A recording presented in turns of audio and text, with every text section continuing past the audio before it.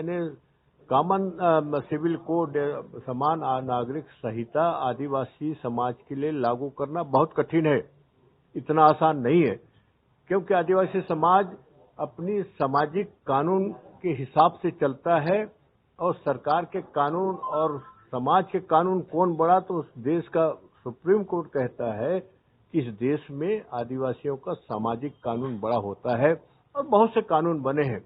पर जो इन संविधान की व्यवस्था का, कानूनों का क्या होगा जब यूनिफॉर्म सिविल कोड लागू होगा, ये चिंता का विषय है और कई मुद्दों पे ये टकराहट होगी समाज के बीच में और सरकार के बीच में। तो इसलिए हम चाहते हैं इस मसले को भारत सरकार कोई जल्दीबाजी न करे, समाज को विश्वास में ले। और अभी तक तो चूंकि प्रस्ताव आए नहीं देश के सामने और ऐसा लगता है कि हम अंधेरे में तीर मारने वाली बात हो रही है, तो प्रस्ताव आ जाए तो और हम उसको और अध्ययन करके अच्छे ढंग से, हो सकता है कुछ चीजें उसमें हम स्वीकार करें और उसमें कुछ सोचने का मौका मिले कि क्या बदलाव कर सकते हैं, ये भी एक मौका हो सकता है।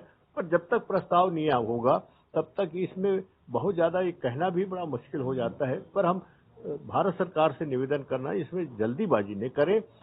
दूसरा, रूढ़िगत परंपराओं को इस संविधान में समानता के बाद भी अधिकार दिए हुए हैं। ये नया एक्ट जो आएगा वो हमें अधिकार के लिए बात कर रहा है कि हमारी असमानताओं को और बढ़ाने की बात कर रहा है, क्योंकि सामाजिक संस्थाओं की अपनी एक अलग रीति नीति होता है और आदिवासी को इसलिए आइडेंटिफाई किया गया है।